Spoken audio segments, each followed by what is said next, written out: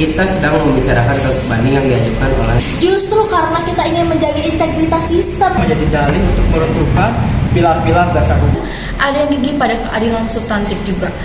Delia, skeptisme Anda valid dan saya 4,5 tahun setelah putusan ingkrah, sebuah banding diajukan kami, mahasiswa, mempertanyakan di mana letak kepastian hukum, dan debat ini akan mengupas tuntas. Oke, mari kita mulai. Jujur, isu ini terus mengajal di pikiran saya. Kita sedang membicarakan kasus banding yang diajukan oleh Thomas Lembong. 4,5 tahun, bayangkan 4,5 tahun setelah sebuah putusan pengadilan dinyatakan ingkrah atau berkekuatan hukum tetap. Ini bukan sekedar terlambat, ini adalah sebuah penyimpangan prosedural yang fundamental, di mana letak kepastian hukum yang selama ini kita ulu-ulukan jika sebuah kasus bisa dibuka kembali begitu saja setelah rentan waktu yang demikian panjang. Ini bukan tentang pribadi Thomas Lembong, tapi tentang integritas sistem peradilan kita. Apakah kita rela hukum kita menjadi arena tawar-menawar yang bergantung pada mood atau pihak tertentu? Arfi, saya rasa Anda terlalu terjebak dalam formalisme hukum. Justru disinilah esensi debat kita. Kita harus membedakan secara tegas antara keadilan prosedural yang kaku dan keadilan substantif yang sejati. Jika memang ada temuan baru yang signifikan, buktikan yang belum pernah terungkap sebelumnya. Atau bahkan indikasi kuat adanya kekeliruan fatal dalam putusan sebelumnya. Mengapa kita harus menutup pintu koreksi hanya karena faktor waktu? Hukum itu pada dasarnya adalah alat untuk mencapai kebenaran dan keadilan. Bukankah jauh lebih berbahaya membiarkan sebuah keputusan yang berpotensi kekeliru terhadap berlaku hanya demi mempertahankan sebuah kepastian yang semu? Prinsip res judicata itu penting, tapi juga ada prinsip ex injuria jus non oritur. Keadilan tidak dapat muncul dari ketidakadilan. Anggi, argumen Anda walaupun terdengar mulia sangat idealis dan berbahaya dalam praktiknya. Coba kita berpikir realistis. Jika kita membuka celah seperti ini, apa yang akan terjadi pada stabilitas sistem hukum kita? Bayangkan jika setiap warga negara dari kasus perdata kecil hingga pidana besar tiba-tiba berhak mengajukan banding atau peninjauan kembali setelah 5, 7, atau bahkan 10 tahun dengan dalih temuan baru. Sistem akan lumpuh, pengadilan akan kebanjiran gugatan tak berkesudahan. Aturan batas waktu itu ada untuk menjaga tertib hukum, untuk memberikan sebuah finality pada sebuah perkara, dan yang paling penting, bagaimana dengan nasib para korban? Mereka sudah melalui proses hukum yang panjang. Luka mereka mungkin baru saja mulai sembuh. Lalu tiba-tiba harus menghadapi kemungkinan dibukanya kembali kasus yang sudah dianggap usai. Itu bukan keadilan bagi mereka. Itu siksaan yang berulang. Robi, Anda bicara soal chaos, tapi saya bicara soal potensi ketidakadilan yang abadi. Dalam konteks kasus ini, kita tidak sedang berbicara sembarangan litigasi. Thomas Lembong adalah figur publik dengan posisi signifikan. Bisa jadi ada fakta-fakta yang baru terungkap, atau kondisi yang sebelumnya tidak memungkinkan baginya untuk menyuarakan pembelaannya secara efektif. Apakah kita mau hukum ini berjalan dengan mata tertutup? Mengabaikan kemungkinan adanya kekeliruan fundamental dalam keputusan? Bukankah ada adagium justice delay is justice denied? Tetapi juga tak kalah pentingnya, injustice anywhere is a threat to justice everywhere. Jika ada indikasi kuat bahwa keadilan belum sepenuhnya tercapai, menunda atau menolak koreksi justru akan memperburuk situasi. Itu akan mencoreng wajah keadilan itu sendiri. Oke, saya memahami argumen kalian semua. Ada yang kukuh pada kepastian, ada yang gigih pada keadilan substantif juga, ada yang khawatir akan kekacauan juga. Namun, mari kita tarik napas sejenak dan lihat konteks yang lebih luas ini. Kasus ini memang menjadi sorotan karena melibatkan nama besar. Tapi mari kita sepakati satu premis dasar, hak untuk mengajukan banding atau upaya hukum lainnya adalah hak fundamental setiap warga negara. Poinnya bukan apakah Thomas Lembong boleh banding, tapi mengapa baru sekarang? Ini adalah pertanyaan krusial yang belum pernah dijawab secara memuaskan. Jadi posisi saya di sini sangat skeptis. Ini bukan karena saya anti Thomas Lembong ya, tapi karena timingnya yang terasa sangat mendadak, bahkan terkesan ajaib gitu. Adakah agenda tersembunyi atau skenario lainnya di balik pengajuan banding yang terkesan mendadak ini? Delia, skeptisme Anda valid dan saya setuju bahwa transparansi adalah kunci. Namun, coba kita lihat dari sisi yang berbeda. Berapa banyak proses hukum di negara kita yang benar-benar berjalan dengan transparan seutuhnya? Berapa banyak yang tidak diwarnai dengan oleh intervensi kekuatan politik atau kepentingan di belakang layar? Kita tidak bisa secara naif menganggap semua proses hukum di Indonesia steril dari tekanan eksternal. Sangat mungkin baru sekaranglah Thomas Lembong merasa memiliki ruang yang aman untuk mengajukan banding. Mungkin karena adanya perubahan konstelasi politik atau bahkan karena bukti yang tadinya tersembunyi kini baru bisa diakses. Kita harus membuka proses pembuktian yang adil. Bisa jadi ada upaya untuk mencari keadilan yang tertunda karena keterbatasan akses di masa lalu. Nazwa, argumen tentang ruang politik atau tekanan eksternal itu meskipun terdengar simpatik adalah alasan yang sangat berbahaya untuk dijadikan pembenaran dalam ranah hukum. Jadi jika kita mulai mengaitkan prosedur hukum dengan momen yang secara politik, maka hukum kita akan kehilangan netralitas dan objektivitasnya. Hukum akan menjadi seperti bidak catur yang bisa dimainkan, tergantung siapa yang punya kekuatan dan kapan momentumnya pas. Ini secara fundamental merusak fondasi sistem hukum. Kita sebagai sistem yang fair dan adil bagi semua, bukan hanya bagi mereka yang punya pengaruh atau koneksi. Kita punya batas waktu yang jelas untuk banding biasa dan bahkan peninjauan kembali atau PK. Mengapa kasus ini harus menjadi pengecualian yang melanggar batas waktu tersebut tanpa alasan yang sangat luar biasa dan transparan? Jika alasan adalah hal baru, itu terlalu general. Itu bisa menjadi celah bagi siapa saja untuk melonggarkan semua aturan. Arfi, justru kekakuan prosedur itulah yang seringkali dimanfaatkan oleh pihak-pihak berkuasa untuk membungkam kebenaran dan menindas mereka yang lemah.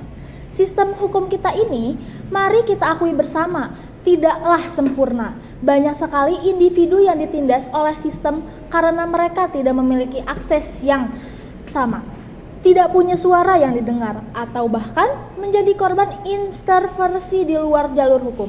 Jika kita penuh buta pada setiap huruf dalam aturan waktu dan prosedur, kita justru menjadi pembela ketidakadilan yang dibungkus rapi dengan dalih kepastian hukum.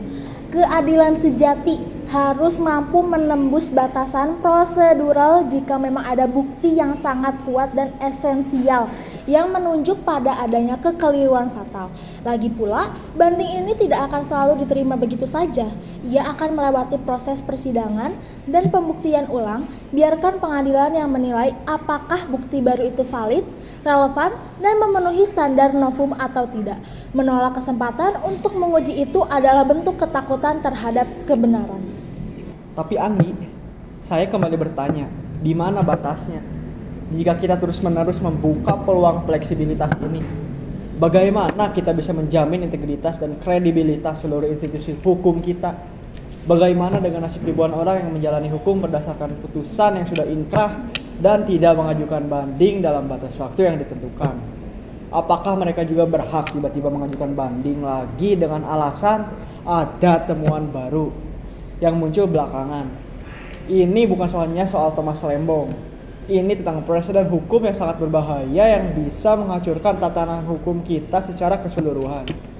Kita harus berpikir jauh ke depan jika hukum menjadi begitu elastis dan bergantung pada hal baru yang bisa muncul kapan saja.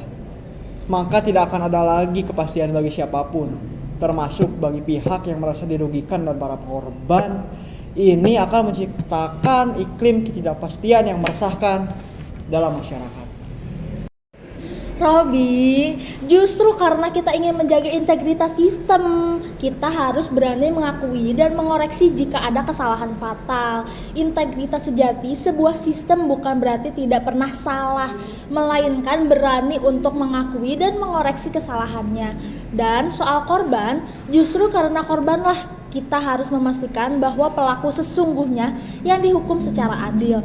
Jika sistem ternyata salah dalam menjatuhkan putusan, dan yang dihukum bukanlah pelaku sebenarnya, maka korban juga tidak mendapatkan keadilan sejati.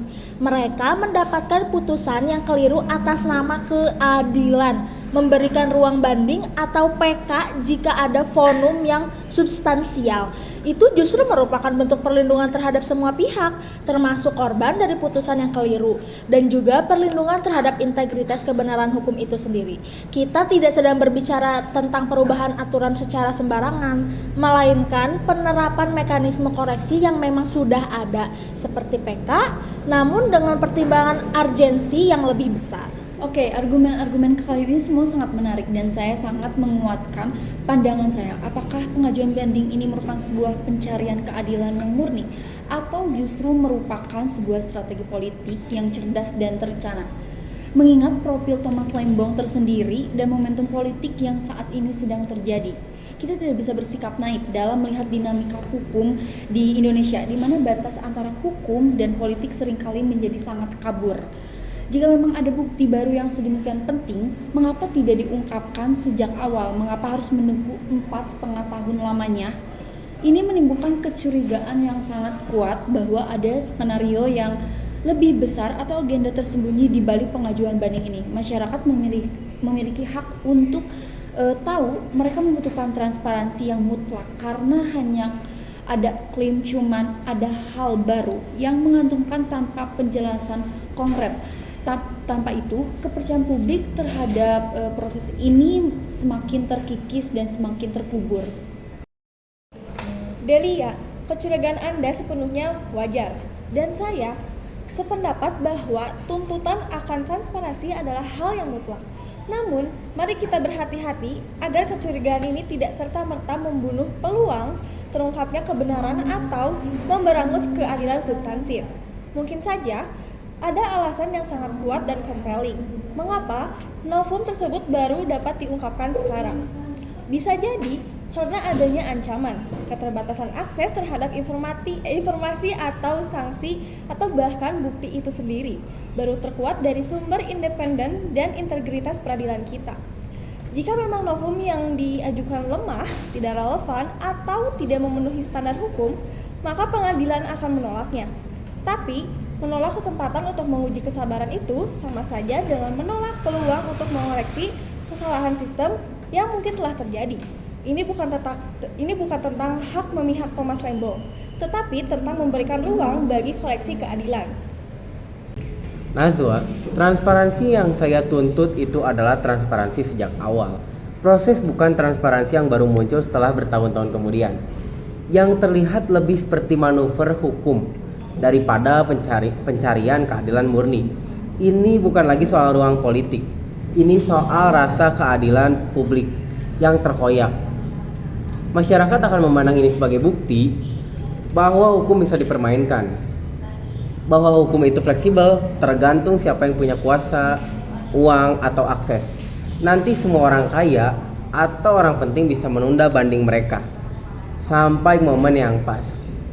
Sementara rakyat kecil harus patuh pada batas waktu yang sangat bukan bentuk keadilan. Jika kita membiarkan ini, artinya kita menciptakan dua standar hukum, satu untuk yang kuat dan satu untuk yang lemah. Arfi, apakah sistem kita saat ini sudah menjamin akses keadilan yang sama rata bagi semua orang? Fakta di lapangan, realitas di pengadilan menunjukkan bahwa akses terhadap pembelaan hukum yang berkualitas itu tidak merata. Jangan-jangan justru kasus Thomas Lembong ini dengan segala kompleksitasnya adalah sebuah simptom yang membuka mata kita bahwa ada celah atau ketidakberesan di masa lalu yang baru diungkap sekarang. Jika kita menolak mentah-mentah hanya karena alasan terlambat atau batas waktu, kita justru menjadi bagian dari masalah yang lebih besar, bukan solusi. Kita harus berani menghadapi kenyataan pahit bahwa sistem hukum kita tidak selalu ideal, dan kadang-kadang demi keadilan sejati dibutuhkan keberanian untuk melakukan koreksi, bahkan jika itu di luar kebiasaan atau norma prosedural yang kaku. Ini adalah ujian bagi kemampuan sistem untuk beradaptasi dan mengoreksi dirinya sendiri. Anggi, argumen tentang sistem tidak ideal atau akses tidak merata itu tidak bisa menjadi dalih untuk meruntuhkan pilar-pilar dasar hukum. Batas waktu, kepastian hukum, res judikata adalah pilar-pilar yang menjaga agar sistem tidak runtuh. Jika kita terus-terusan mengobrol dispensasi atau pengecualian, lalu apa gunanya lagi peraturan? Ini bukan soal memperbaiki ketidakidealan. Ini soal melanggengkan ketidakpastian dan ketidakadilan bagi pihak lain. Masyarakat membutuhkan sistem hukum yang bisa mereka pegang, yang konsisten, yang prediktif, bukan yang bisa berubah-ubah tergantung siapa yang mengajukan permohonan dan kapan. Dan saya tegaskan sekali lagi, bagaimana dengan perlindungan hukum bagi pihak korban jika sebuah putusan yang sudah inkrah bisa digugat kembali kapan saja?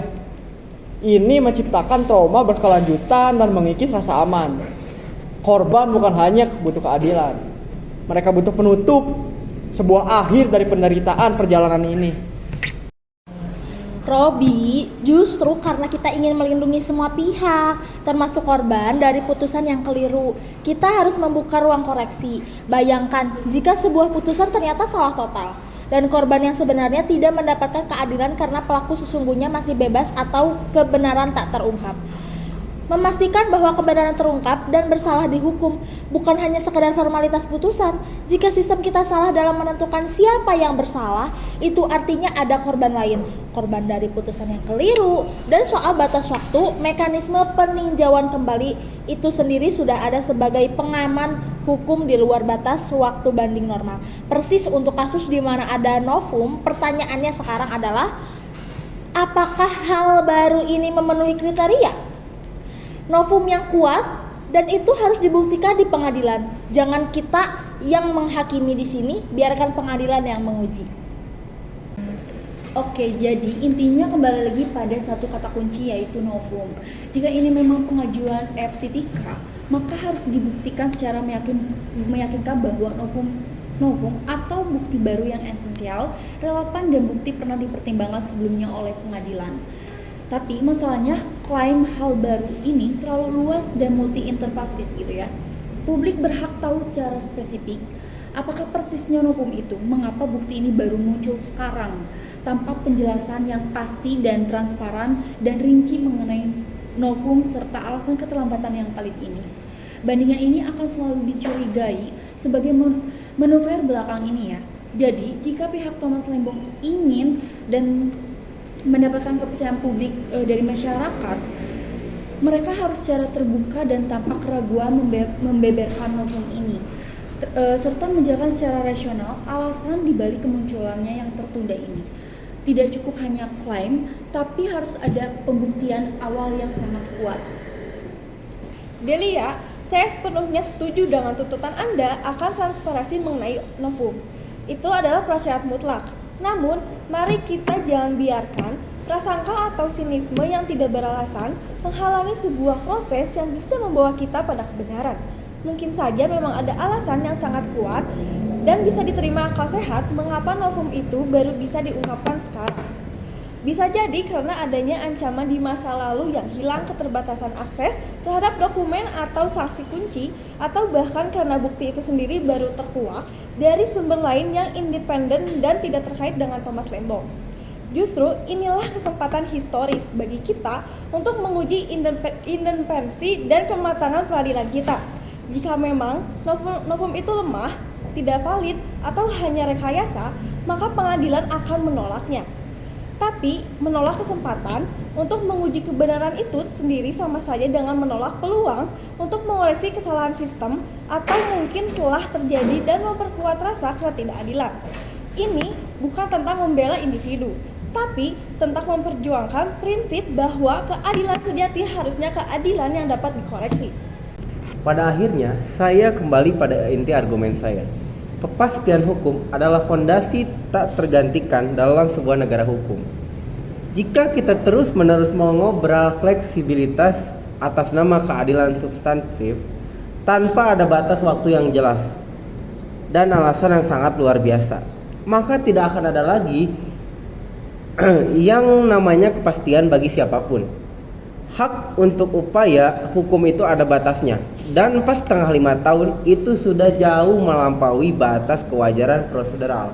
Jika memang ada novum, itu harusnya novum yang luar biasa, dan harus ada mekanisme yang jelas serta ketat untuk mengujinya. Bukan hanya klaim yang mengambang.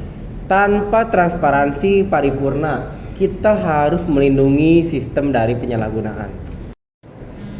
Keadilan substantif bagi saya jauh lebih esensial daripada sekedar kepastian yang kaku. Arfi, kepastian yang didasarkan pada putusan yang salah itu bukan kepastian, melainkan ketidakadilan yang dilegalkan. Jika ada celah yang sah dalam hukum, kita untuk mengoreksi kesalahan demi terungkapnya kebenaran. Bahkan jika itu dianggap terlambat, menurut prosedur umum, kita harus memberanikan diri untuk mengujinya. Ini bukan tentang melonggarkan aturan secara sembarangan, tetapi tentang memastikan bahwa hukum berfungsi sebagai alat yang hidup untuk mencapai kebenaran. Bukan sekedar kerangka formalitas yang statis. Uji buktinya, uji argumennya dengan cermat. Jangan tolak mentah-mentah hanya karena faktor waktu, karena waktu tidak selalu menentukan kebenaran sejati. Kita tidak bisa mempertaruhkan integritas seluruh sistem hukum dan kepercayaan publik demi satu kasus, Anggi. Jika kita membuka pintu ini selebar-lebarnya, maka konsekuensinya akan menjadi bola salju yang sangat besar bagi ribuan kasus lain di masa depan. Ini akan menciptakan presiden yang sangat berbahaya dan meruntuhkan kepercayaan masyarakat terhadap putusan pengadilan yang sudah ada. Hukum itu harus memiliki kekuatan, harus memiliki batas yang jelas, agar ada kepastian dan rasa keadilan. Tanpa itu, hukum akan menjadi alat yang bisa dimanipulasi oleh mereka yang memiliki kekuatan dan sumber daya untuk mengutak-atiknya. Para korban berhak atas penutup, bukan ketidakpastian yang abadi. Justru karena kita peduli pada integritas, Robi, kita harus berani koreksi jika ada yang salah.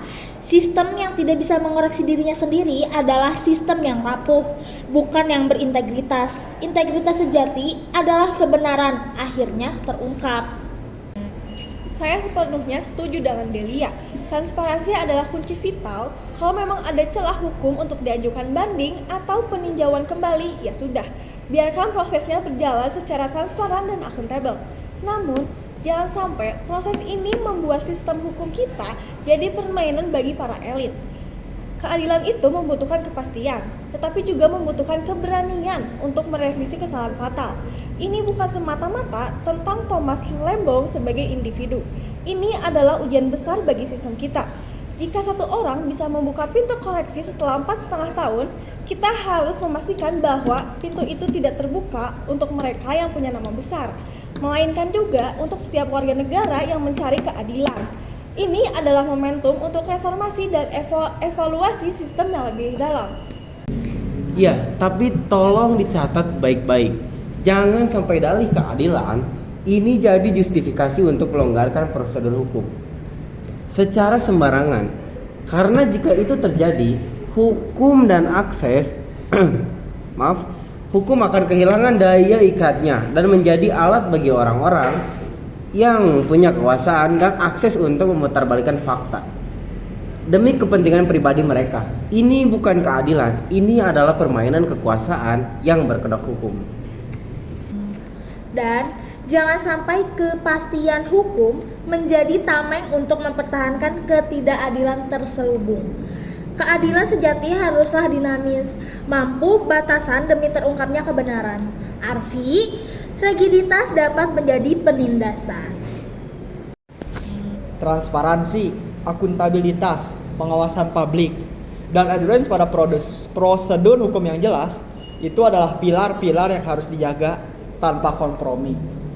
Dan pertanyaan besarnya tetap menggantung, apakah ini upaya mencari keadilan atau ada agenda lain yang lebih besar di baliknya? Itu yang harus dijawab tuntas oleh proses hukum.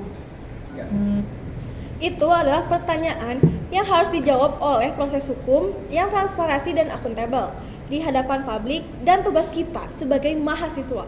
Debat panas ini menyisakan satu pertanyaan fundamental. Apakah keadilan harus mengorbankan kepastian hukum atau bisakah keduanya berjalan seiring? Pertanyaan ini harus kita teruskan.